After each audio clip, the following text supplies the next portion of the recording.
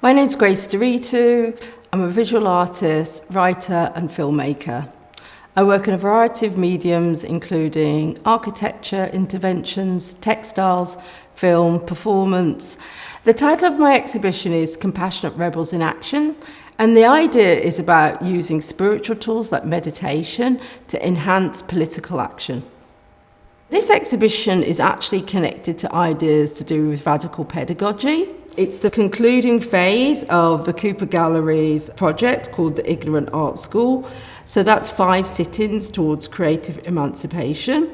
And Cooper Gallery's been doing these amazing shows since 2020, and I'm really proud to be the concluding part of it.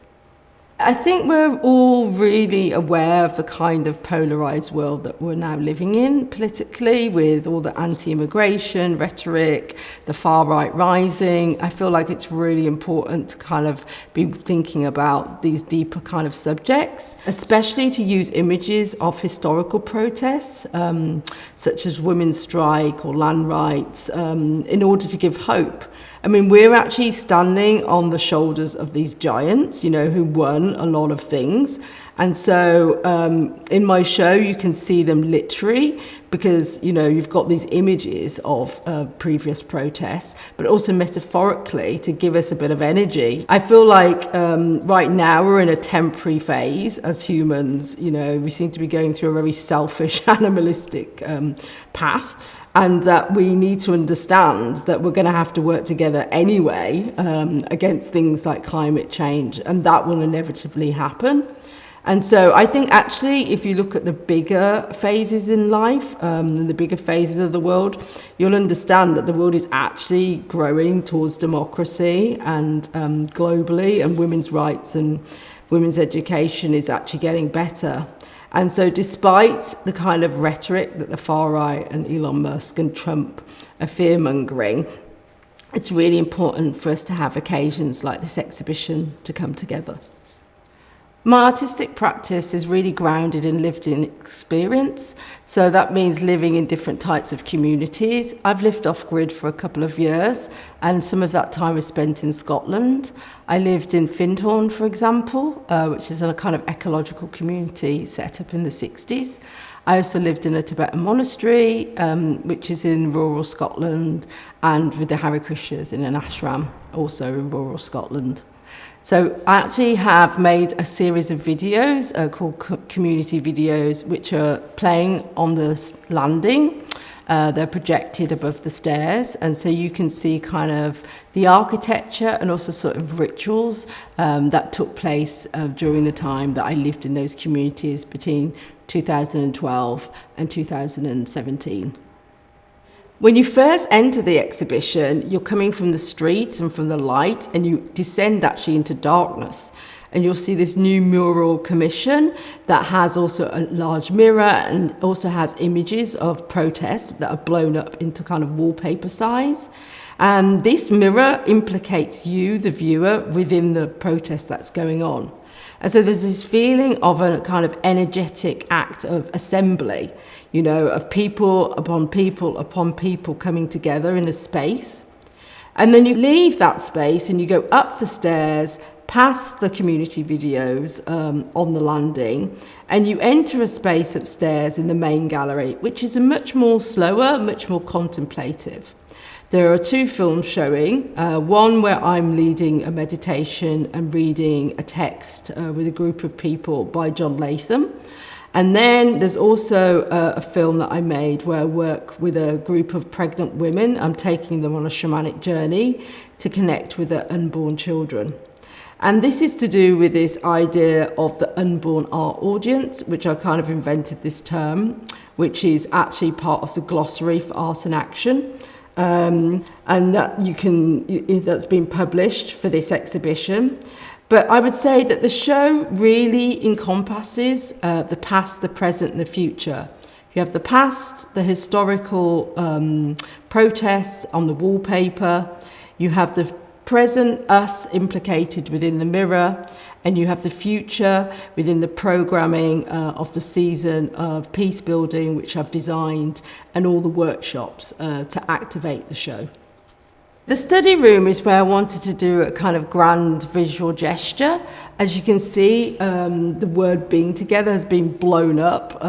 Within this space, I'm trying to create a kind of safe space for intellectual discourse, where people can sit on the ground and also read essays by myself and by other people, and also watch films as well to learn more about the show and about my practice.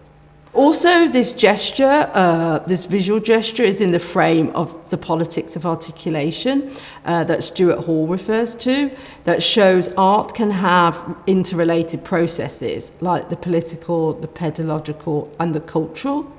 And so that is what the space is for, you know. So slowing down, reading essays, but also encountering the glossary. So the glossary is something that I was challenged to write by Sophia, the director here, as a way to kind of look at the past 20 years of my practice and to understand exactly how I've got to where I am in terms of my thinking, my processes.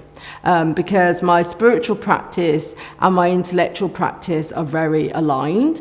And so words like plant theatre, post-hippie, non-rational methodologies, there's lots of words in here that I've invented or adopted into my practice. One nice thing that I've decided to do is also make this insert so people can, you know, have this kind of Bauhaus kind of circle in which, you know, shows the connections between different phrases. For example, a phrase that I invented, architecture as a type of spiritual technology, is connected to one I've adopted, like non-violent communication. So I've made the glossary really to inspire younger generations on having ways to think about moving forward, you know, because when I meet a lot of art students, they feel very depressed about going into the real world after they leave university. I mean, university has already been quite hard in terms of the cost of going to art school, but also then what you do as an artist within a very commercial art world. So, and how can you have a different type of voice? So I'm trying to kind of set an example or give some inspiration. And so this terminology that I've invented is really about that. So I feel like radical pedagogy is related to the works in my exhibition because of my childhood.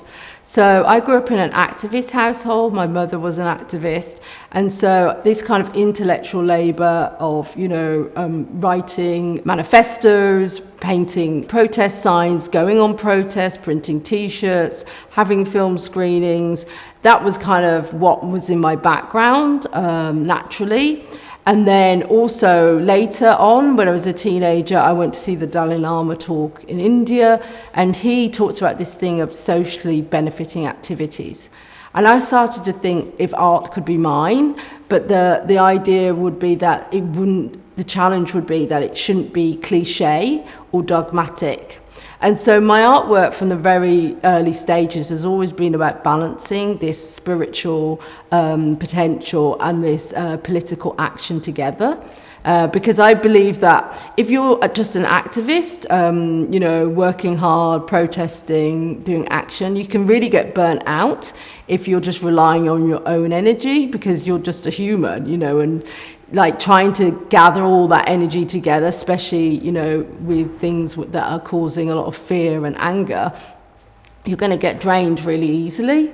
And also, conversely, if you're just meditating and pretending there are no problems, you know, in the real world, that's also not very conducive to taking practical action. That is definitely needed today. And so my work is always about finding that balance and kind of transcending those two seemingly opposites to move forward.